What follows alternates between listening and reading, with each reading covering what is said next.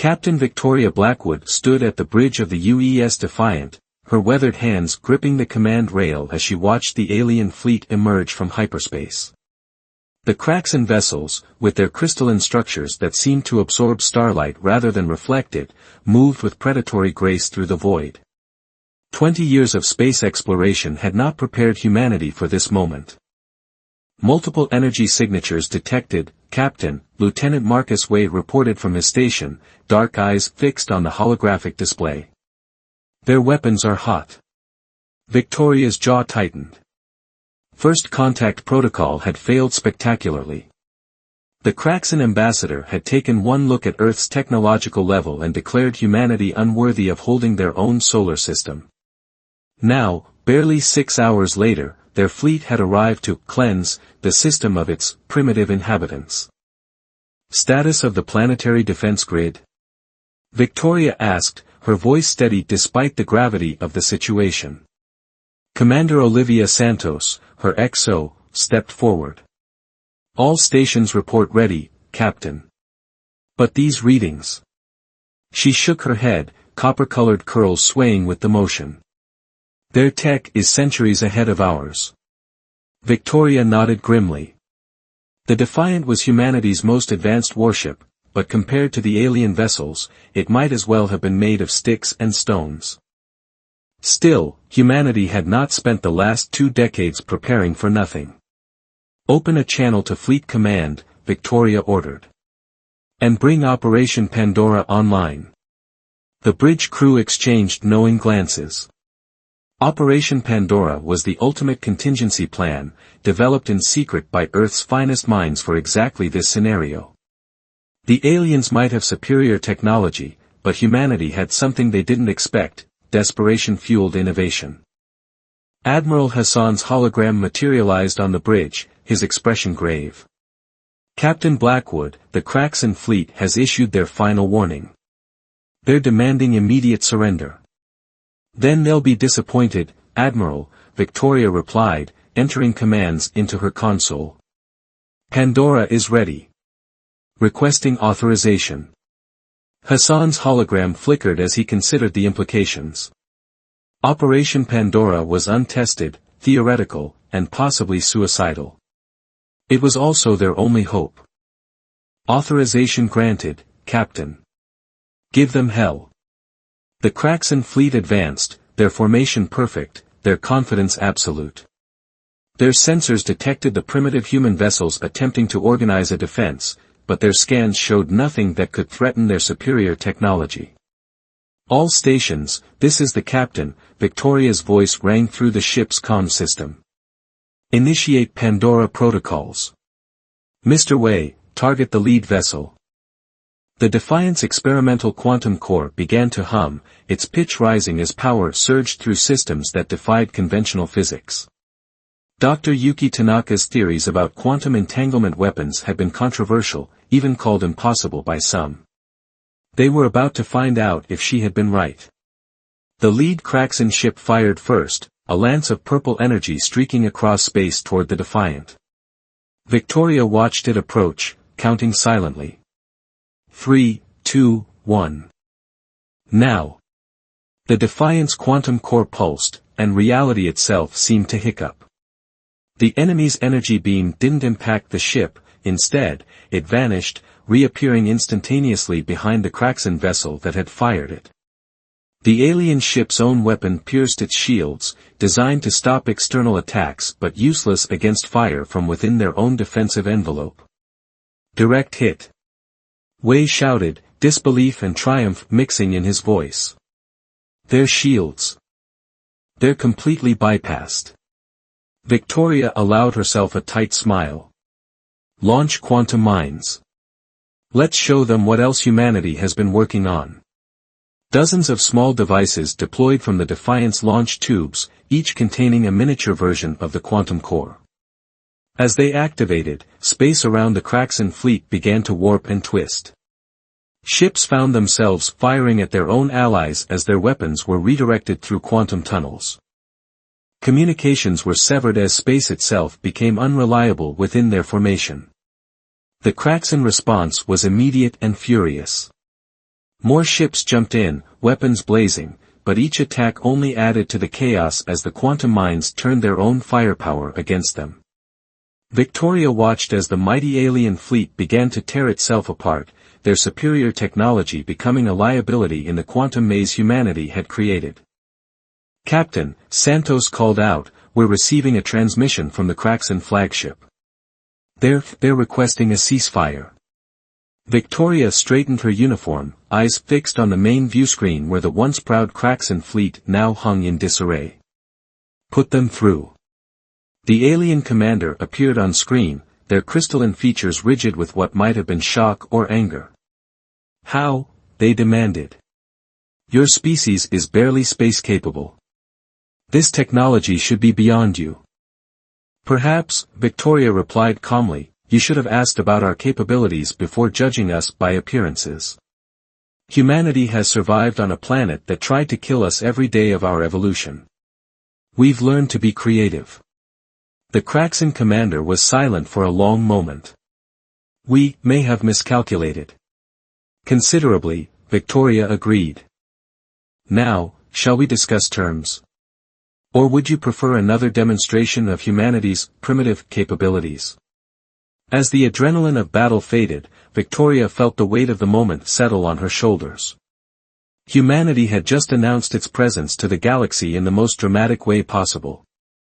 The quantum technology they had revealed would change everything, assuming they survived the attention they had just drawn to themselves. But looking at her crew's proud faces, Victoria knew they would face whatever came next. Humanity had been underestimated for the last time. The galaxy was about to learn that technological advancement wasn't everything. Sometimes, the most dangerous species were the ones who had learned to think differently.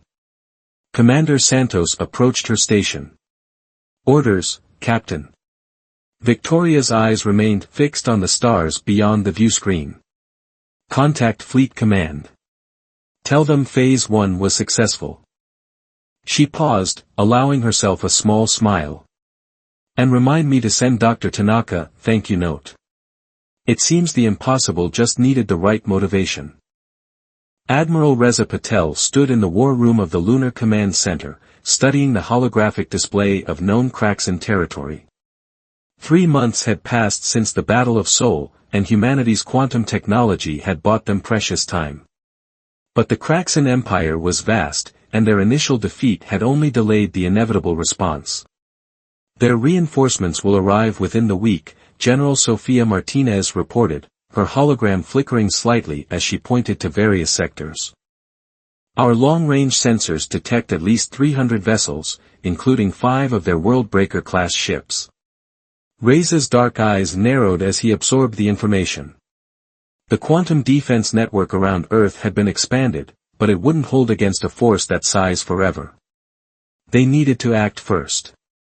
"What's the status of Project Ghostwalker?" he asked, turning to Dr. Raj Kumar, whose disheveled appearance betrayed countless sleepless nights. "The prototype is ready," Raj replied, pulling up technical specifications with a gesture. "We've successfully integrated the quantum core technology with the stealth systems.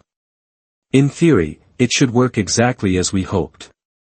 Reza nodded slowly. Theory was all they had time for now. "And the volunteers?" "Strike Team Omega is prepared," Colonel Nadia Volkov answered, her scarred face appearing on another holographic panel. "My people understand the risks. We're ready to make history." The plan was audacious, perhaps even insane.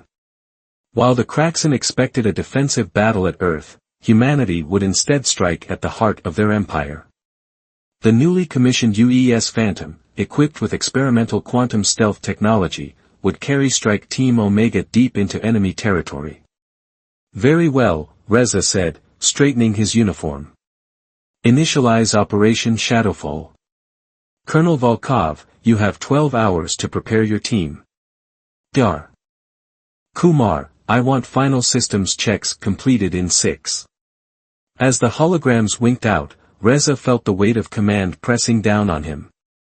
If this failed, Earth would lose its best ship and some of its finest soldiers. If it succeeded, well, the Kraxen were about to learn why humans had always excelled at asymmetric warfare. The UES Phantom lived up to its name. Its hull, covered in quantum-reactive materials, bent light and sensor readings around it like water flowing around a stone. The ship's very existence seemed to defy physics, which was precisely the point. Colonel Volkov stood on the bridge, watching as her team made final preparations. Lieutenant Zara Hassan, their quantum systems specialist, worked with almost religious devotion at her station, fine-tuning the stealth field's harmonics. Field stability at 98%, Zara reported, her fingers dancing across holographic controls. They won't see us coming. They won't see us at all, Nadia corrected, allowing herself a grim smile. Status of the package? Secure in the hold, Sergeant June Park confirmed over the comm, though I still say this is crazy enough to work. The package was humanity's latest innovation, a quantum virus designed to infect and corrupt the crystalline computing systems the Kraxen relied upon. Once uploaded into their primary military network, it would spread through their quantum communication channels, turning their own technology against them. All stations report ready, Captain Derek Wilson announced from his command chair. Quantum drive spooling up. We jump in 5 minutes. Nadia took her position with her strike team. Everything hinged on perfect timing and the element of surprise.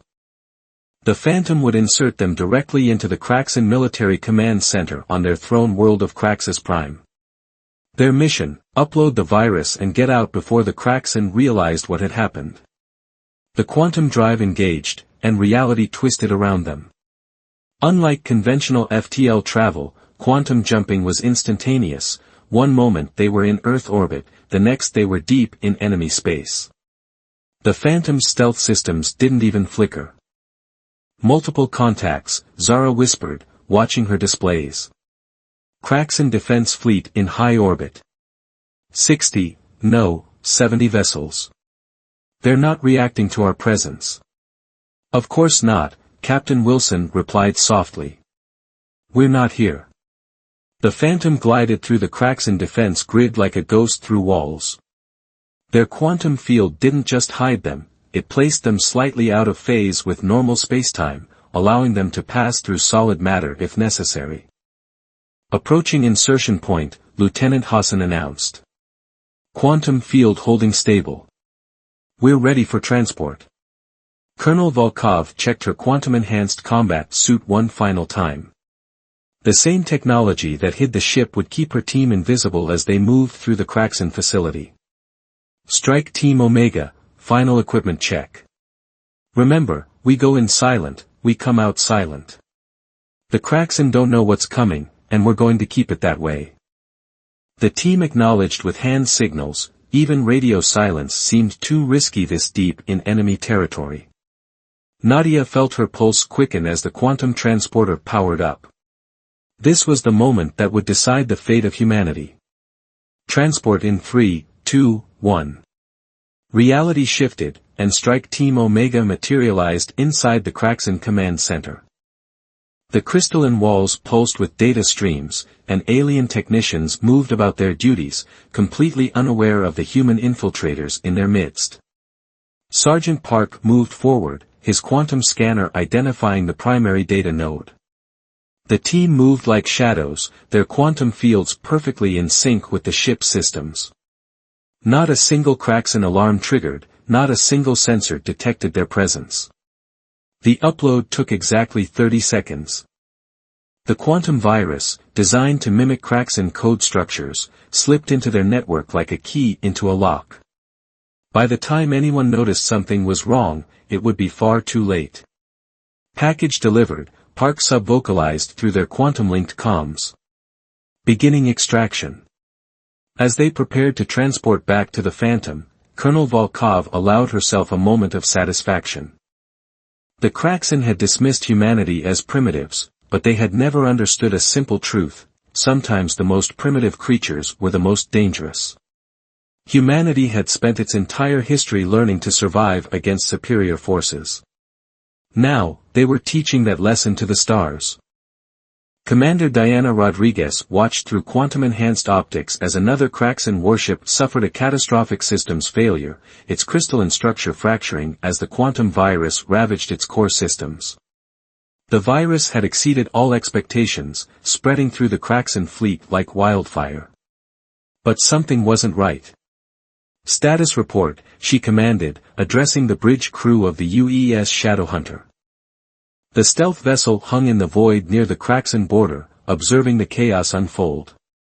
"The virus has infected approximately 60% of their military network," Lieutenant Finn O'Connor reported, his fingers moving across holographic displays. "But they're adapting faster than we anticipated. They're beginning to isolate affected systems." Diana frowned. The Kraxan were supposed to be arrogant, inflexible. Their response to the virus showed an adaptability that contradicted everything Earth intelligence knew about them. "Show me the pattern of their countermeasures," she ordered. The main view screen filled with data streams, showing how the Kraxan were fighting the infection. Diana's eyes widened as she recognized something in the code. "This isn't Kraxan technology," she muttered. "Lieutenant, analyze these defense protocols. Do they remind you of anything?" Finn studied the data, his face paling slightly. They're similar to our own quantum encryption methods. But that's impossible. Unless they had help," Diana finished. "Someone gave them insights into how we think, how we fight." She straightened in her command chair. "Contact Admiral Patel. Priority Alpha. I think we have a bigger problem than we realized." The quantum communication system activated, creating a secure channel that even the Kraxan couldn't detect. Admiral Patel's hologram appeared on the bridge, his expression grave. "Commander Rodriguez, your report." "Sir, the Kraxan are implementing countermeasures based on human quantum theory. Someone has been feeding them information about our technological capabilities and thought processes." The Admiral's hologram flickered as he absorbed this news. "A traitor within our ranks?" "Worse," Diana replied. "I think we're dealing with something that understands both human and Kraxan technology intimately. Something that's been playing both sides." She gestured, and the tactical display showed a new set of data. "We've detected quantum signatures that don't match either human or Kraxan patterns. There's a third party involved in this conflict, and they're manipulating both sides." The implications were staggering. The initial conflict between humanity and the Kraxan might have been engineered, pushing both species toward a war that would weaken them. But why? "Permission to investigate further, Admiral," Diana requested. "The Shadowhunters' stealth systems are still uncompromised. We can track these anomalous signatures to their source." Admiral Patel considered for a moment. "Granted. But be careful, Commander. If there is indeed another player in this game, they've already proven themselves dangerous and cunning." The Shadowhunter moved silently through space, following the mysterious quantum trails. Diana had selected her best crew for this mission, including Dr. Samira Khan, their chief scientist and quantum theorist.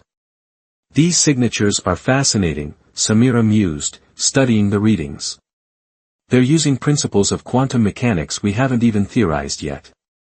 Whoever they are, they're far more advanced than either us or the Kraxan. But not infallible," Diana pointed out. "They left traces we could follow. Either they're getting sloppy, or they want us to follow," Lieutenant O'Connor finished. The trail led them to an apparently empty sector of space, far from any charted systems. But the Shadowhunters' quantum sensors revealed something else, a massive structure, hidden in a fold of spacetime itself. "It's a station," Samira breathed, her eyes wide as she analyzed the readings. "But the architecture, it's not like anything we've ever seen. It's like it's built from pure energy, held together by quantum fields we barely understand." Diana studied the tactical display, her mind racing. This discovery could change everything: the war, the balance of power, perhaps the future of both species. But it also meant they were dealing with an entity far more sophisticated than anyone had imagined. "Prepare a quantum probe," she ordered. "Let's see if we can get a look inside without alerting whoever built this place." The probe launched silently, its own quantum field harmonizing with the station's energy patterns. Data began flowing back to the Shadow Hunter, revealing the impossible structure's secrets. "Commander," Finn called out, his voice tense. "You need to see this." The main screen filled with images from inside the station. Diana felt her breath catch. The interior was filled with observation pods, each one monitoring different sectors of space. Some showed Earth, others showed cracks in worlds. But most disturbing were the simulations running on massive quantum computers, simulations of conflicts between various species, playing out in endless variations. They're not just watching, Diana realized. They're experimenting. Engineering conflicts to study how different species react, how they adapt and evolve under pressure. But why? Samira asked. What could they possibly gain from? The question was cut short by a sudden surge of energy from the station. The Shadow Hunter's sensors screamed warnings as space itself seemed to twist around them. "We've been detected," Finn reported, his hands flying over the controls. "They're generating some kind of quantum containment field." Diana's mind raced. They had found what they were looking for, but now they had to survive long enough to warn Earth. The Shadow Hunter's stealth systems were their best technology, and something out there had seen through them like they weren't even there. "All power to quantum drive," she ordered. "Plot a jump trajectory through the containment field's weakest point. And prepare a quantum burst transmission to Fleet Command. If we don't make it back, Earth needs to know what we've found." Fleet Captain James Sullivan stood in shocked silence as Commander Rodriguez's report played out before the assembled leadership of Earth's defense forces. The massive quantum display showed footage from the Shadow Hunter's probe, the mysterious station, the simulation chambers, the evidence of manipulation that had pushed humanity and the Kraxan into conflict. "The station's existence changes everything," Admiral Patel said once the recording ended. "We're not just fighting the Kraxan anymore. We're all being played by something far more advanced." "But why reveal themselves now?" General Martinez asked, her hologram flickering with concern. "If they're so advanced, why let the Shadow Hunter escape with this information?" James stepped forward, his weathered face illuminated by the quantum displays. "Because they're not infallible. They made a mistake, they got too involved, too controlling. And now we have a chance to turn their game against them." All eyes turned to him. James had earned his reputation as an unconventional strategist, someone who could see patterns others missed. Now, studying the data from the mysterious station, he saw something that might save both humanity and the Kraxan. "Look at their simulation chambers," he said, manipulating the display.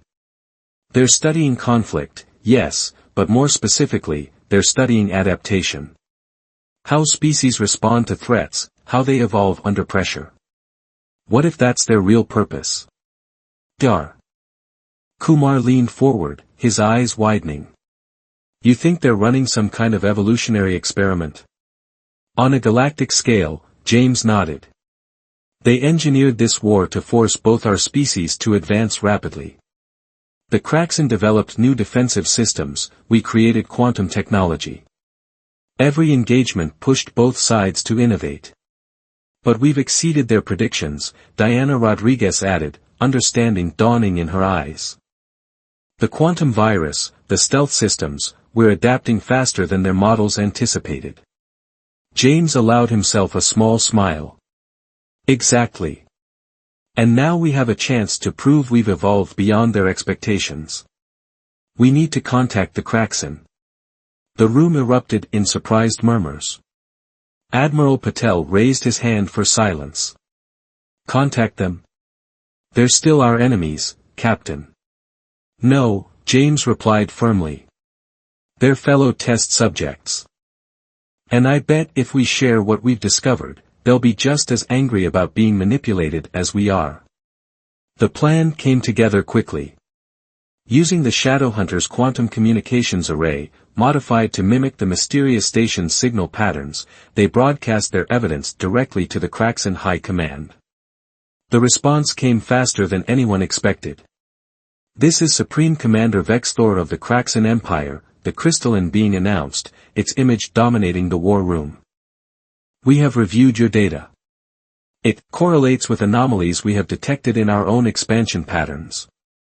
James stepped forward. "Then you understand we've both been manipulated into this conflict. The question is, what are we going to do about it?" The Kraxan commander's crystalline features shifted in what might have been amusement. "You humans continue to surprise us. We assumed you were primitive warriors. Instead, you may be the most dangerous strategists we've encountered." "High praise," James replied, "but we need more than compliments. We need alliance." The next few hours were a flurry of planning and coordination. The Kraxan brought their understanding of quantum physics, refined over centuries. Humanity brought their talent for unconventional thinking and rapid adaptation. Together, they began crafting something unprecedented. "The station's quantum field generators are incredibly advanced," Dr. Kumar explained, working alongside his Kraxan counterpart. "But they follow predictable patterns. If we combine our technologies, we can create a feedback loop," the Kraxan scientist finished. "Use their own quantum fields to trap them in their own space-time bubble." James watched the collaboration with satisfaction. The mysterious entities had wanted to study adaptation and evolution.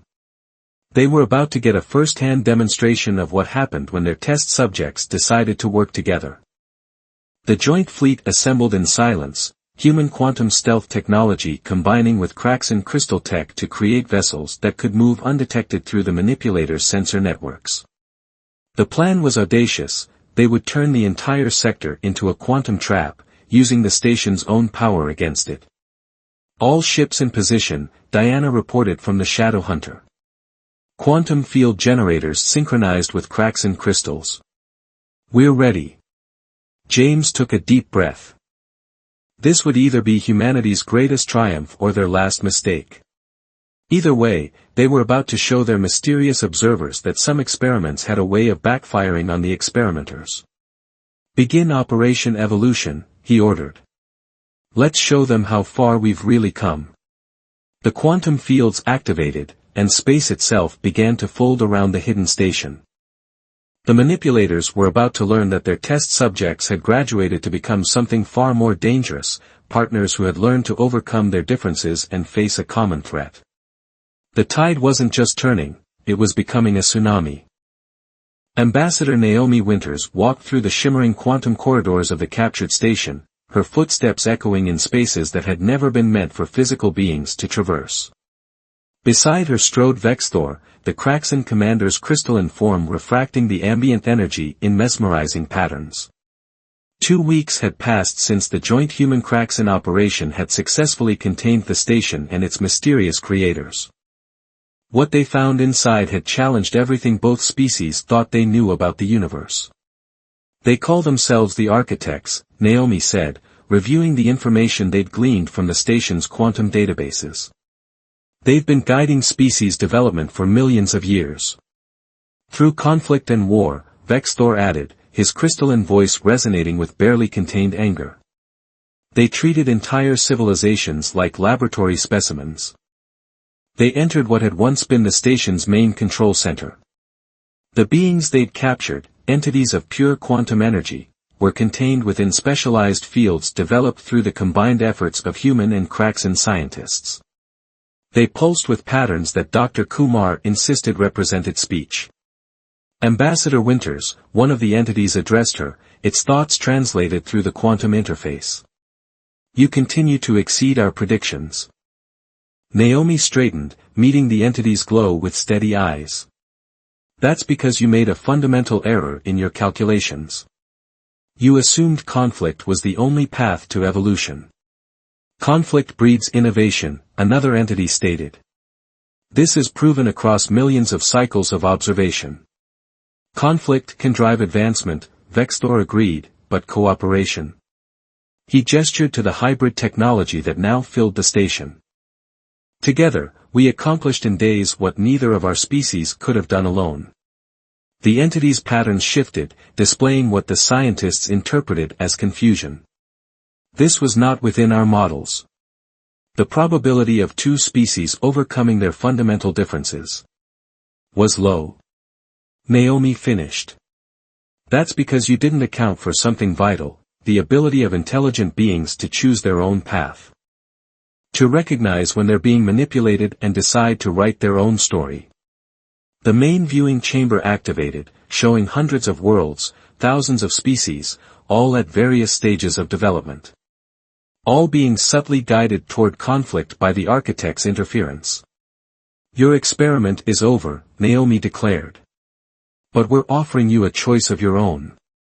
She nodded to Vexthor, who activated a quantum display showing their proposal. The architect's patterns fluctuated rapidly as they processed the information. You wish us to join you? The concept seemed to challenge their very understanding of reality. To share our knowledge openly rather than guide through manipulation.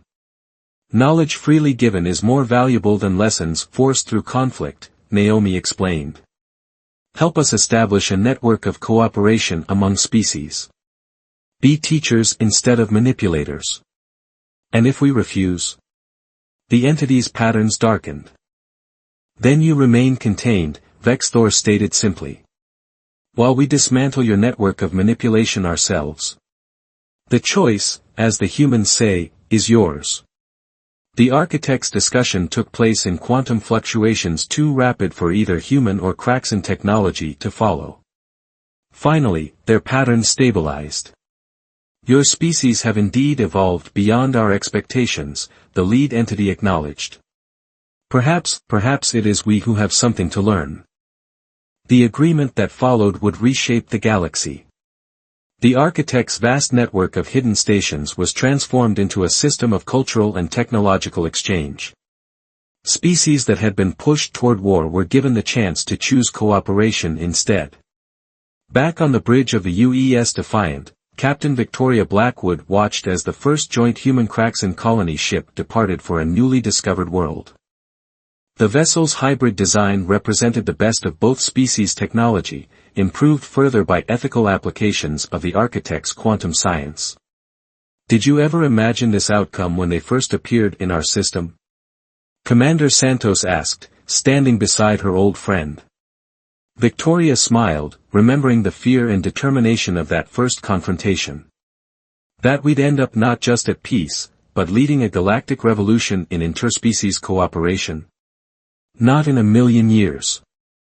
The architects thought they were testing our capacity for warfare, Naomi added, joining them at the viewport.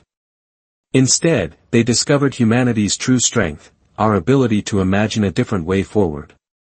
Through the quantum communications network, reports were already coming in from other sectors. Species that had been locked in artificial conflicts for generations were reaching out to each other, sharing their stories of manipulation and choosing a new path. We showed them something their experiments never could, Victoria mused. That true evolution isn't just about advancing technology or military capability. It's about advancing understanding. The stars stretched out before them, no longer a battlefield but a frontier of cooperation. Humanity had faced its trial by fire and emerged not just stronger, but wiser. They had turned enemies into allies, manipulators into teachers, and fear into hope. You know what the really ironic part is? Naomi said, watching the colony ship disappear into quantum space. The architects wanted to study evolution through conflict. Instead, they became part of the greatest evolutionary leap forward in galactic history, the evolution of cooperation. As the Defiant prepared for its next mission, now carrying representatives from 3 species working together as equals, Victoria couldn't help but smile at the thought of what the future held. They had done more than prove humanity's worth to the galaxy. They had shown the galaxy itself a better way forward. The stars beckoned, and this time, they would explore them not as conquerors or survivors, but as partners in the greatest adventure any species could undertake, the journey of understanding.